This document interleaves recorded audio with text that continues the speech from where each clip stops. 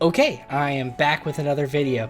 I'm going to try to record this as quickly as possible. We're about to get some bad weather, and I just want to record this video because as soon as I was editing yesterday, a announcement from Sony came out about the DualSense controller, and I want to give you guys my reaction and thoughts. So quickly going to jump into this. I'm going to go right to it today. We have the new DualSense controller from Sony, and when I first saw it, I thought, oh my goodness, this is ugly, and I thought Stormtrooper or Panda, like everyone does with a black and white theme. Now my question really is, what is this going to look like with different colors? Are they going to keep the black and then have the white panels be different colors for different controllers? But I watched the Digital Foundry video on it, kind of submitted some of the things I thought as well. Now, a lot of the people are like, oh, look, they just copied Xbox. Yes, there are some Xbox stylings.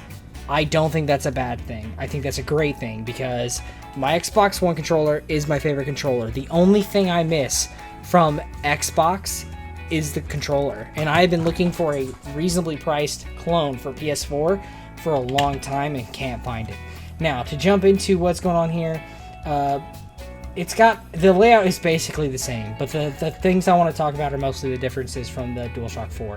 The big thing is, if you look down here on the front, there's a USB-C on front instead of a micro USB Type B, and there is no light bar. Instead, there is a light behind the touchpad now. Digital Foundry also pointed this out. It looks like these back buttons right here, the triggers, are now a little bigger than they were before, a little wider. And the other thing I noticed about this side angle was, if you look at the side angle on the PS4, and I'll jump over here. If you look at the side angle on the PS4 controller, it's hard to see because my lighting sucks, but there is a very drastic like nub, like hump to where the rumble is in the controller, right?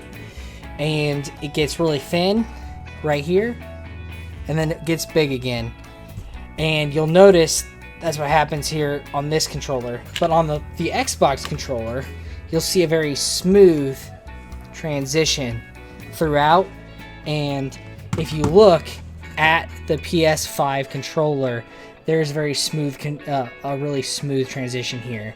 What that means is, if you go back to looking at it, looking at my face here, you'll see my hand tucks underneath there pretty good, but it's kind of tight. This will let you sit underneath the trigger with a little more room. See how there's like room between my fingers now? This is a lot more comfortable. It's a little bigger under there, makes it a lot more comfortable to hold. And on the PS4 controller as it is, there's not a lot of extra space under there. This isn't very wide. So I'm very happy that they went with that wide and side profile there. Now, the other thing I want to point out that I thought was really interesting is, on all of the Sony controllers since day one, if you notice, the face buttons sit on this circular flat plane. Now, I gotta go back to my face again. I'm gonna jump back and forth here between the camera angles. See how there's like a ridge here from the button? There's a ridge all the way around. Okay, on the Xbox you don't have that. You have a smooth transition, and this is way more comfortable. And one of my biggest complaints with this controller has always been that lip there. You can see on the PS5 controller they got rid of that lip. Very happy about that. And it's hard to tell, and I'll see if I can't zoom in here, but there is now a microphone down here, a microphone array. This is supposedly where it's at. It looks like they did add some texture around the grips, but these look widely the same as a PS4. Still have your 3.5mm headphone jack and this speaker here. I'm really anxious to see how all the new audio stuff inside of the PS5 is going to play out with this headphone jack, so it'll be interesting to see there. Now, let's see. The other thing I wanted to point out was the share button's gone. It's now the create button, I believe, or the, oh, I forgot what they called it.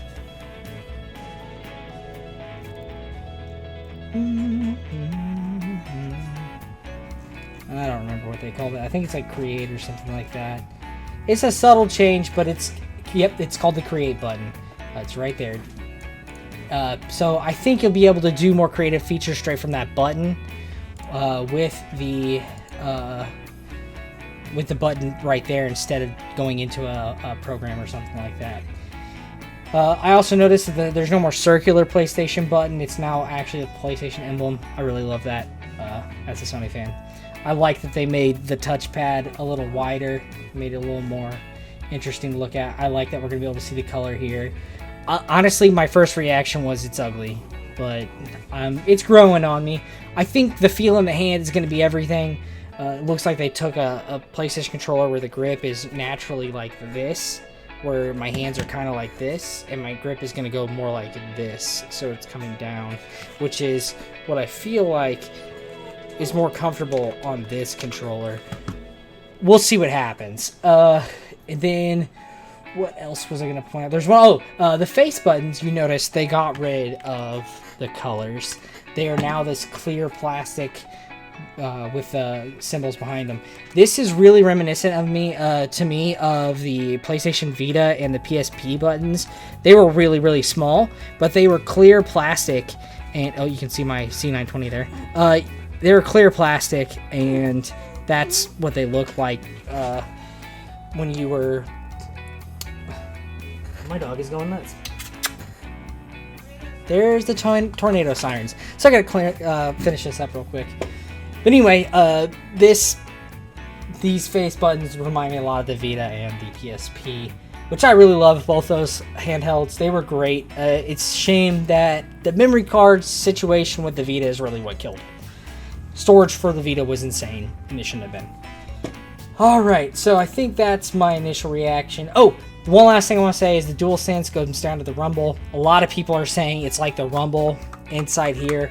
That is not the case. If you go back to the Wired article from last year, they talk about what the rumble feature is, and Digital Foundry actually acknowledges this in their video, and I'll link Digital Foundry's video, but you guys probably know what Digital Foundry is. It's much more like HD Rumble and the Switch, and if you have not used HD Rumble and a Joy-Con, it is very different than Rumble and a controller. And if you've ever seen Rumble and a controller, it's usually like this big spinning thing, and that's why this is so big down here, is there's a big spinny guy in here that makes it vibrate like that. So that's not what's going on in the PlayStation 5 controller. They have these actuators that are different now, that are doing something different, and they talk about how, in the Wired article, I believe, and Digital Foundry talks about how different it actually feels. And now, lastly, didn't get a lot of comments in the last video, mostly because I wasn't trying to tick off the Xbox gamers, but I'll just go straight to the comments here and read my favorite ones here. Here's an Xbox fan, Skippy Skip Production LLC. I didn't get to check out his channel much, but go subscribe to this guy. Looks like he puts out a ton of content. And he says, I may be an Xbox fan, I'm still going to like the video because it was well put together. I appreciate that. That is encouraging. Probably my favorite video this time around. I am sorry, my lighting is all over the place, so I probably look like trash on my little camera. He's like, I don't know what to think about the leaks USA reviewed on, same ones you're bringing up, but personally I hope they're true. Xbox needs a comeback. So I don't hope they're true. I don't care if Xbox makes a comeback. I want competition in the marketplace, and I want the best possible product for all gamers. But I respect your opinion. I may not like the direction Xbox is going, but I support them more than a PlayStation. Good work. So, thank you for the comment. Super appreciate it. Dina replied to me saying from my last video that I don't know her, so she said she's a fan of my intellect and the subjects. Another awesome video. Thanks for the shout out, and thanks for making me laugh. You cracking me up made me crack up. I have a unique laugh, and if you know me in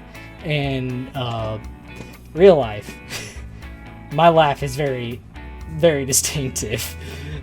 So that's a very common thing for people to say, but yeah, you're welcome. I'm shouting out again because I don't have a lot of comments, and I appreciate your feedback. It really means a lot to me that somebody I don't know is giving me feedback. This comment here, if you guys go back to the last video, love this comment from Nathan C. I have a feeling this is my friend Nathan Kressel. But anyway, if this isn't, oh well, but he said something about a modular phone. He brought up Project Aria, or a modular console, and he brought up Project Aria. When the Xbox One X was announced, I thought it might be a console similar to this concept to a degree. But I do want to talk about this one day, and this will be something I talk about. So thank you for the topic. I really appreciate it. I'm going to talk about it eventually. But anyway, that's all the comments. Tom always shows up. Thank you for that. And thank you for all the views. This one's only got 64 views so far. I probably hurt myself by not uploading for a minute. It took me like 6 days to upload or something like that. But alright guys, that's it for this one. It's short and sweet, hopefully. And I will see you guys in the next one. Peace.